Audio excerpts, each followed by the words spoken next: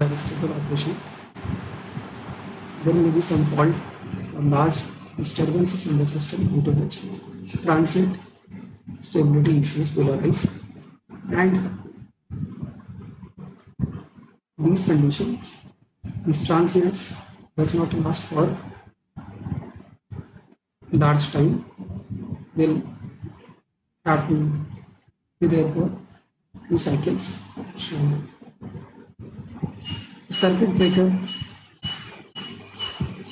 must be selected so as this time of the operation of the circuit breaker should be less than the critical clearing time, so that the system should be able to get a stable operating point as soon as the transient condition is or the large disturbances is removed from the system. Okay. So the topic for today's lecture is equal area criteria. Equal area criteria is a method which is used for single and two machine system. So this is a method used for single or two machine system.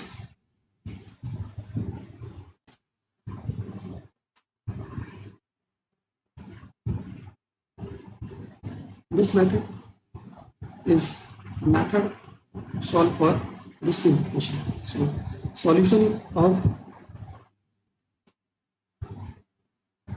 swing equation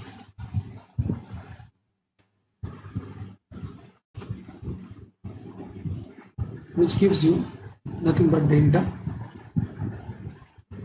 can be alternatively solved by this method, which is called as equal area criteria. So here one graph, you can see here, first of all, our system is working at delta naught power angle and the speed of the rotor is omega s. There will be no change in angle of the rotor as the speed is fixed omega s, say 1500 rpm, and suddenly there will be a fault in the system, short circuit fault, which gives rise to a transient phenomenon. So during the first swing, time period of the first swing, this transient lasts for other few seconds and the system must be capable of getting a stable operating point without damping, which is a assumed condition here. So we are assuming that system has no damping and the system is capable by itself to make a stable operating point. So let us see what is our power angle curve. So our power angle curve looks like a curve like this.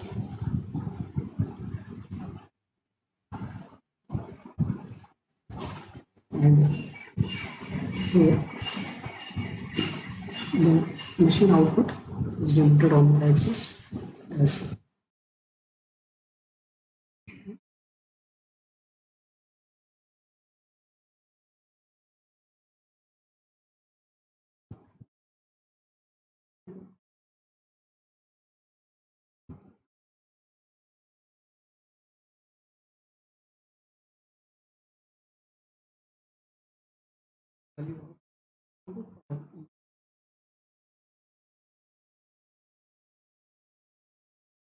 or a generator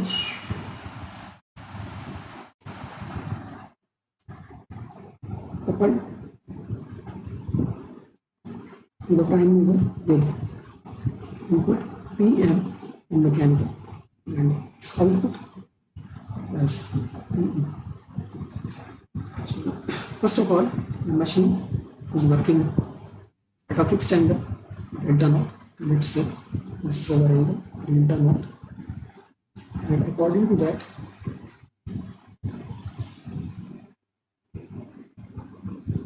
machine is delivering the power PE 0. So the mechanical input M0 will be equal to PE0 for this operating point. And so this point is point A.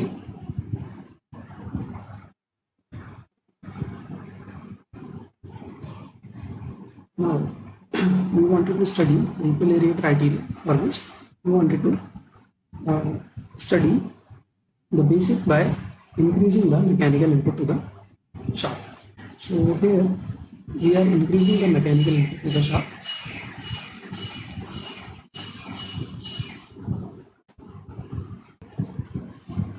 Now suddenly what happens, the mechanical input to the shaft is increased. जो हमारी machine है यहाँ पे generator, उसका जो input है वो increase कर दिया गया है, and due to which there will be change in the rotor angle. But let's see how this rotor angle. As Em is increased, so let's say we have a point A here which describes the stable operation, and when Pm is increased, so due to the rotor inertia, delta angle does not changes as soon as the mechanical power changes the input. So mechanical power is greater than the electrical power in this region, and due to which there will be acceleration. So let's see how this thing works.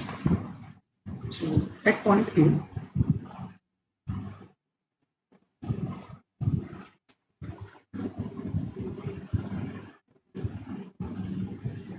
mechanical power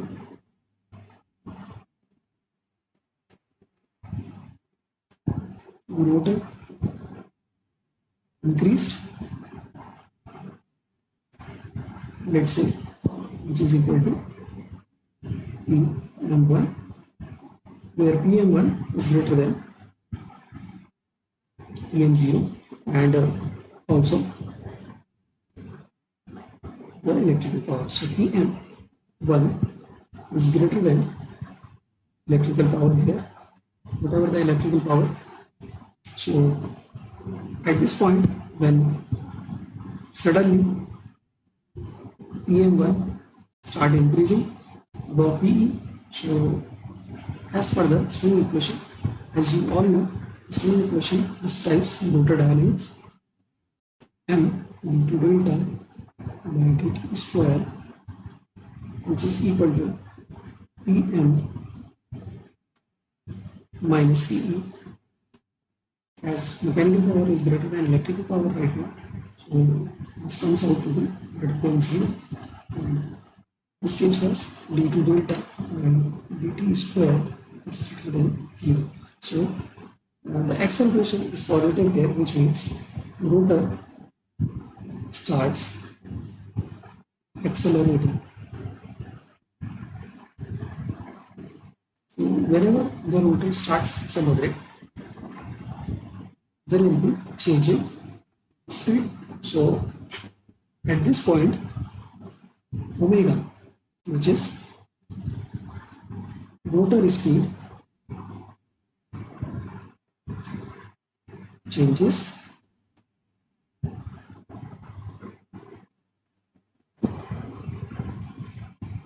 above synchronous speed. Okay.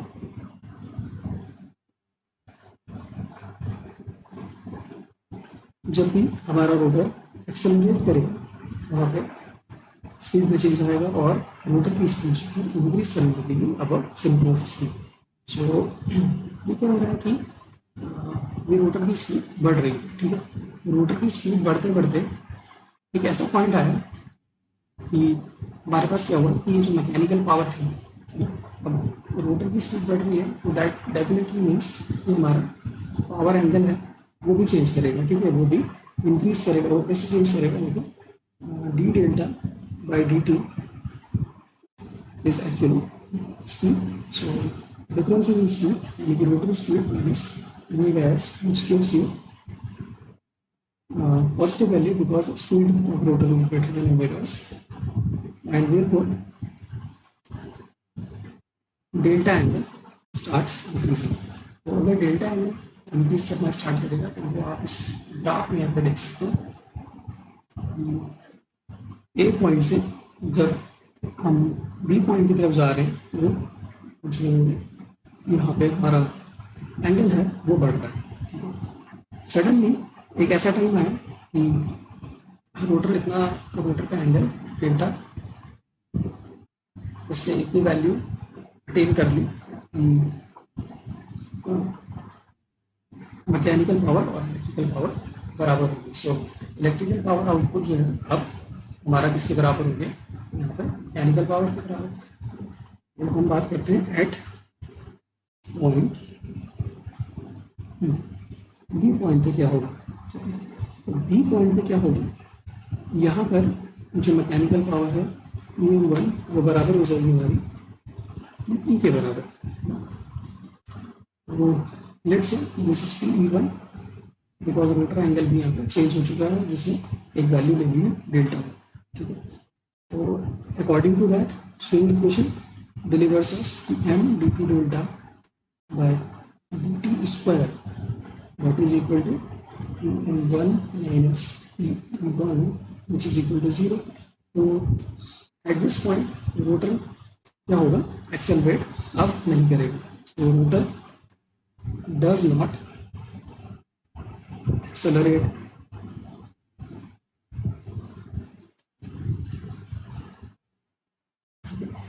At this point rotor does not accelerate. So होगा क्या, अगर acceleration हमारे पास नहीं होगा तो at this point we are getting operating point. B point पे जाकर के हमारा रोटर एक्सेलरेट नहीं करेगा और जितना भी एक्सेलरेशन अभी तक हो चुका है उसके अकॉर्डिंगली हमें एक मैक्सिमम स्पीड इस पॉइंट पे मिलेगी। तो लेट से रोटर एक्सेलरेट कर रहा था जब तक हमारी मैकेनिकल पावर इलेक्ट्रिकल पावर से वो थी। लेट से कि ये वाला रीजन जो है हमारा, हम उसको ऐसे डिनोट कर देते हैं कि दिस इज आवर रीजन जहाँ तक मैकेनिकल पावर इलेक्ट्रिकल पावर से बहुत थी। और यहाँ पर हमें मिलेगा एक पॉइंट बी पॉइंट पर आकर के at B point electrical power हमारी मैकेनिकल पावर के बराबर हो गई है। इलेक्ट्रिकल आउटपुट मैकेनिकल इनपुट के बराबर हो गया जो इनपुट हमने इंक्रीज किया था। So P M one is equal to P one यहाँ पर और डेल्टा वन एक एंगल हमें यहाँ पर मिलेगा। ठीक है, तो अगर मैं बात करूँ ए पॉइंट की, ठीक है, तो वहाँ पे स्टार्ट हुई थी हमारी स्पीड इंक्रीज करना है तो omega is greater than omega S. यहाँ पे हम during this region omega is greater than omega S. और एट पॉइंट बी हमें मैक्सिमम वैल्यू किसकी मिल जाएगी, omega B. So here we will get omega maximum, यानी कि जो भी मैक्सिमम स्पीड हमारा रोटर अटेन कर सकता है। लेट्स सी हमारा रोटर अगर 1500 आरपीएम पे काम कर रहा है तो उसने 1700 आरपीएम अचीव कर ली। ठीक है, अब क्या होगा बी पॉइंट पे, क्योंकि जो मशीन है इट हैज सम इनर्शिया और as per the Newton's law कि अगर मशीन के अंदर काइनेटिक एनर्जी है तो it will not start reaccelerating. So हुआ गया यहाँ पे कि मशीन तो एक्सेलरेट नहीं कर रही लेकिन जो डेल्टा एंगल है वो यहाँ पे चेंज करेगा। ठीक है, लेट्स सी कि वो कैसे चेंज करता है।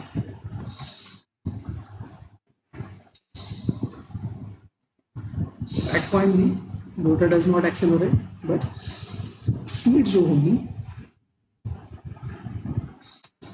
इज स्टिल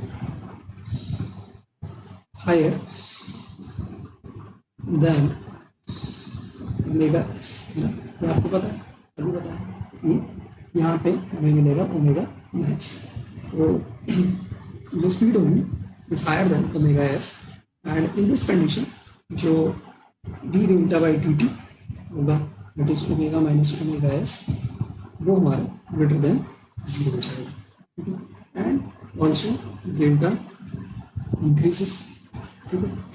तो जब चेंज हो रहा है रोटर में D delta by D T, तो rotor angle will also change, and जो हमारा ऑपरेटिंग पॉइंट है वो अबव चले जाएगा बी से, ठीक है। यानी कि बी पॉइंट पे रोटर में एक्सेलरेशन नहीं है, मैक्सिमम स्पीड रोटर ने अटेन करनी है जो कि अबव है ओमेगा एस से, और ड्यू टू विच जो डेल्टा है वो हमारा इंक्रीज कर जाएगा। तो यहाँ पे क्या है कि अब हम बी पॉइंट को क्रॉस कर चुके हैं, ठीक है। जैसे ही हम ये बी पॉइंट क्रॉस करेंगे, लेट्स सी, उसको ऐसे शो कर देते हैं। अब हम इस रीजन की तरफ बढ़ रहे हैं। जैसे ही हम इस रीजन की तरफ बढ़ेंगे, तो इस रीजन में क्या है, आप देख सकते हो कि पहले ही बिफोर जो इलेक्ट्रिकल पावर है हमारी वो मैकेनिकल के बराबर हो चुकी है। अब मैकेनिकल इनपुट नहीं बढ़ सकता, बट स्टिल जो रोटर जो है हमारा इस रीजन में चला गया, ठीक है। अब रोटर अगर हमारा इस रीजन में चला गया तो होगा क्या कि जो इलेक्ट्रिकल पावर है, इलेक्ट्रिकल पावर बढ़ गई because of delta angle increase. तो डेल्टा एंगल अगर हमारा इंक्रीज कर रहा है, हमारी इलेक्ट्रिकल पावर चेंज होगी। इलेक्ट्रिकल पावर चेंज होने के कारण इलेक्ट्रिकल पावर अबव हो जाएगी हमारी मैकेनिकल पावर से।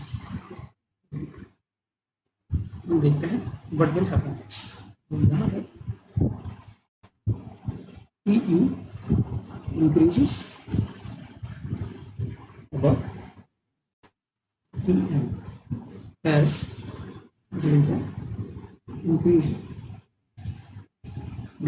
increasing, okay. So from point B to C, B से C पॉइंट की तरफ जब ये ग्राफ मूव करेगा, so P E is greater than P M. तो आप ऐसे कह सकते हो पी एम से इलेक्ट्रिकल पावर हमारी बड़ी, जब इलेक्ट्रिकल पावर हमारी ज़्यादा है तो as per the swing equation वो होगी हमारी M one minus P E. So this is less than 0, and when this is less than 0, so rotor will decelerate. Rotor क्या होगा, अब डी एक्सेलरेशन देता है, यानी कि रोटर डी एक्सेलरेट करेगा। रोटर डी एक्सेलरेट करेगा इसका मतलब है कि speed will reduce. Speed will reduce. तो बी से सी का जो पोर्शन है वहाँ पे स्पीड क्या होगी हमारी, रिड्यूस करेगी, ठीक है। और स्पीड रिड्यूस करेगी, बट स्पीड हमारी 1700 आरपीएम अगर हो गई थी तो वो इतनी रिड्यूस नहीं करेगी, वो 1500 आरपीएम हो जाएगी, ठीक है। Speed reduces but still above omega S. Simplest speed से अबव हमें चाहिए सिंपलेस्ट, एक्चुअली हमें सिंपल स्पीड पर पास करना। तो यहाँ पे हम देख सकते हैं कि ओमेगा रिड्यूस कर रहा है, but still omega is more than omega S. So अगर ये वाली कंडीशन हमारे पास है तो D delta by D T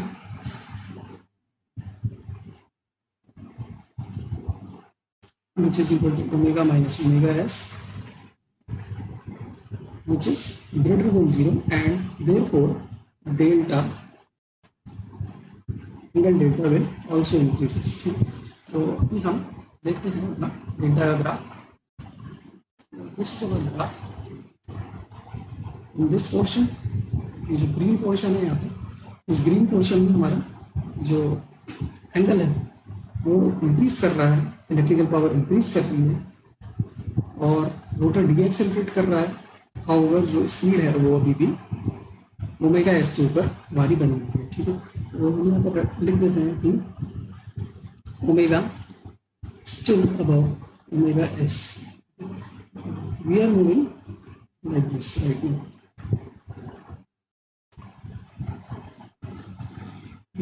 and we reach some point C. C point पर पहुंचने पर क्या होगा, यहाँ पे एक ऐसा पॉइंट आएगा जहाँ पर अब आपका जो स्पीड है कम होते होते इतनी कम हो जाएगी कि वो आपकी सिंक्रोनस स्पीड के बराबर हो जाएगी। तो मैं यहाँ पे लिख देता हूँ कि एट सी एक ऐसा पॉइंट आएगा when omega is equal to omega synchronous speed के बराबर। तो जब सिंक्रोनस स्पीड के बराबर हो जाएगा यहाँ पे, तो D delta by D T will be equal to 0।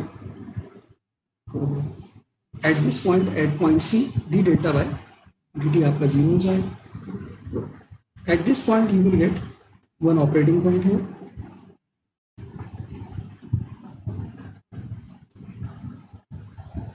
यहाँ पे जो डेल्टा की वैल्यू होगी let's say delta 2, so two into यहाँ पे आ जाएगा। और at this moment here omega is equal to this omega S, ठीक है।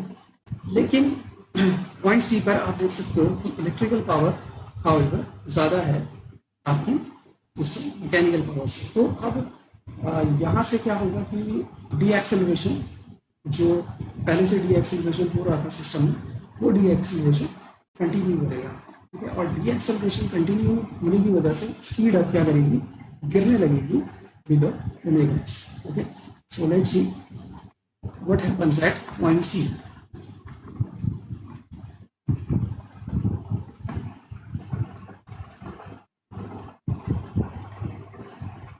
At point C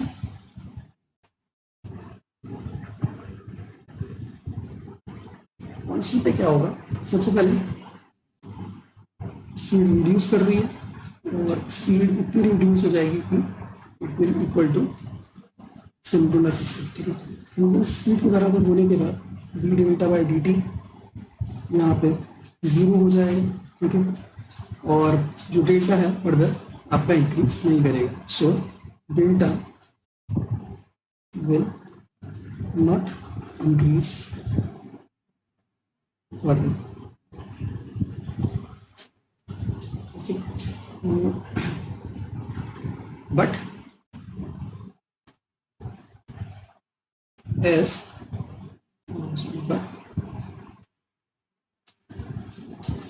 electrical power is still above mechanical power, okay. तो रोटर डी एक्सेलरेशन कंटिन्यू रहेगा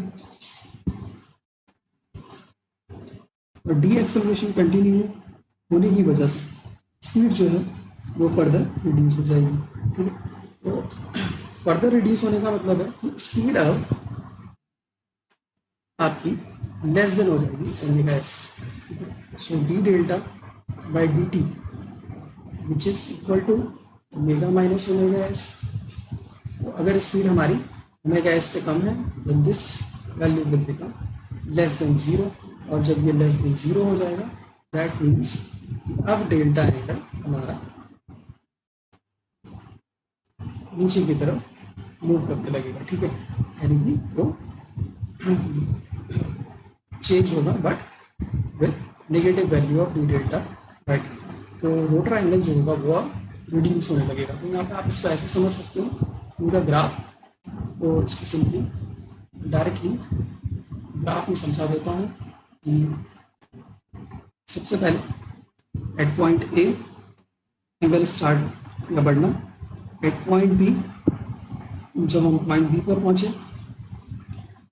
तो पॉइंट बी पे स्पीड हमने मैक्सिमम अटेन कर ली थी और जो एंगल था इज स्टिल इंक्रीजिंग। बी से सी पोर्शन में यहाँ पे जो स्पीड है वो गिरती है but it's still above omega S. तो उस केस में भी हमारा डेल्टा एंगल बढ़ता है। जैसे हम पॉइंट सी पे पहुंचते हैं D delta by D T 0 के बराबर हो जाता है, there will be no further acceleration and omega will be equal to omega S.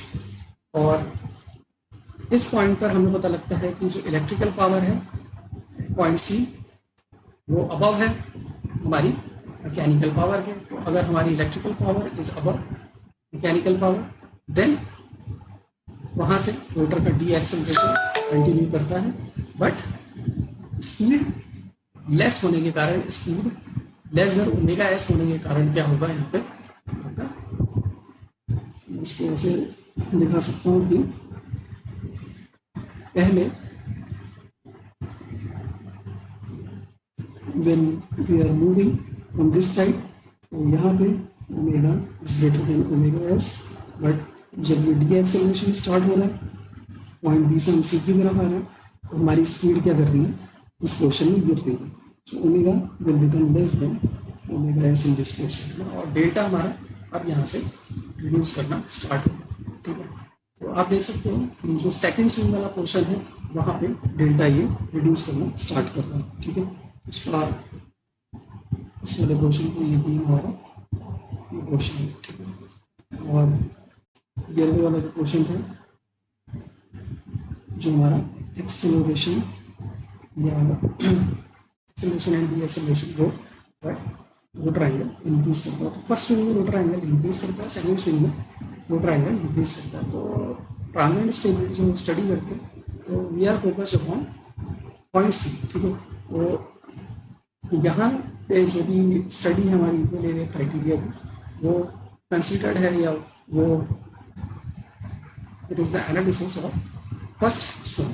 सो जब भी हमारे पास यहाँ पे फर्स्ट स्विंग है, analysis of this first swing is considered to be the equal area criteria. So equal area criteria says कि जो भी हमारी एक्सेलरेटिंग पावर है उसका integration from delta not to delta two. तो डेल्टा टू हमारे पास एक ऐसी वैल्यू है जो अभी इसी पॉइंट पर हमें मिली है, और what ever the delta will be, जब भी डेल्टा हमारा सेटल होगा, उसका जो एरिया है with respect to delta T should be equal to 0।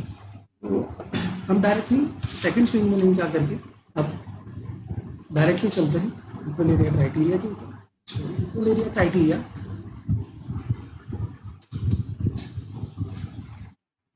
tells us about the area between mechanical and electrical power। ठीक है, तो यहाँ पर जो मैकेनिकल पावर है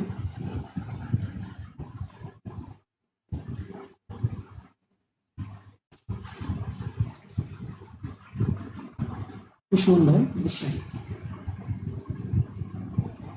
So this is the mechanical power। So mechanical power जो आपको वाली लाइन दिख रही है, और इलेक्ट्रिकल पावर जो आपको दिख रही है येलो वाली बड़ी कर। ठीक है, तो इन दोनों के बीच में जो भी एरिया आएंगे वो हमारे आएंगे,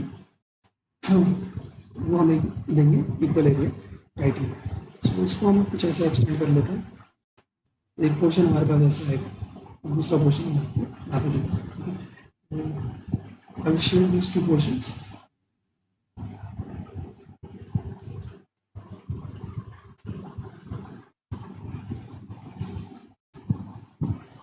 एक पोर्शन हमारे पास ये वाला है,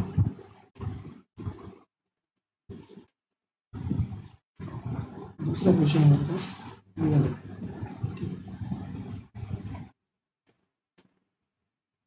एक को हम बोलते हैं A1 and other one is called as A2। तो यहाँ पे A1 is the accelerating area and A2 is the decelerating area. Okay, तो equal area criteria says that integration of delta 0 delta of the accelerating power with respect to delta will be equal to 0. This is our first swing criteria. हम इसको जिस तरीके से यहाँ पे define कर लेते हैं कि integration of delta not to delta E A delta will be equal to 0. So PA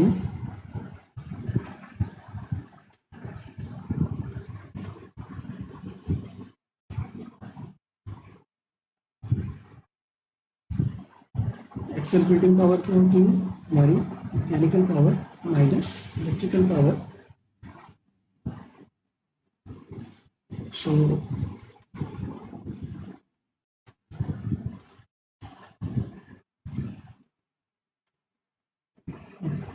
m,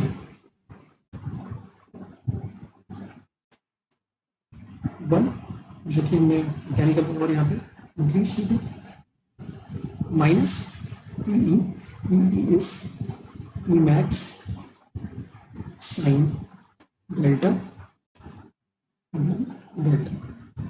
और फिर क्या करना है आपको, सीधे इसको इंटीग्रेट करना है, और व्हेन यू इंटीग्रेट प्रोपोर्शन आपके पास ऐसे आ जाएगा, delta not to delta PM1 D delta and minus integration delta not to delta E max sine of delta D delta is equal to 0। थोड़ा सा इसको और हम सिम्प्लीफाई कर लेंगे, तो यहाँ पे आ जाएगा आपके पास PM1 delta minus delta not और मैक्स बाहर, integration of sine delta is cos delta with limits cos delta minus cos delta naught।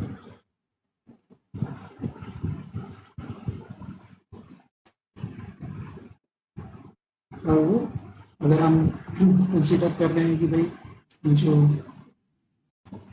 Delta angle है वो क्या है, डेल्टा 2 है, हमारा डेल्टा 2 एंगल हो गया था, हम इसको डेल्टा 2 से रिप्लेस कर सकते हैं हर जगह, तो रिप्लेसिंग हो जाएगा आपके पास delta 2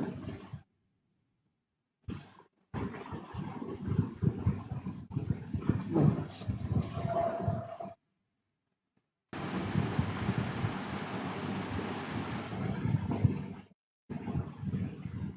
integration of sine minus cos, so minus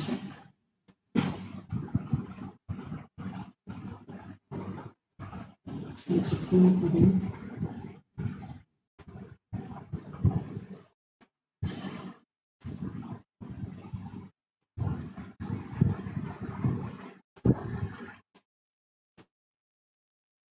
so again for the step E1 delta 2 minus delta naught will be equal to U max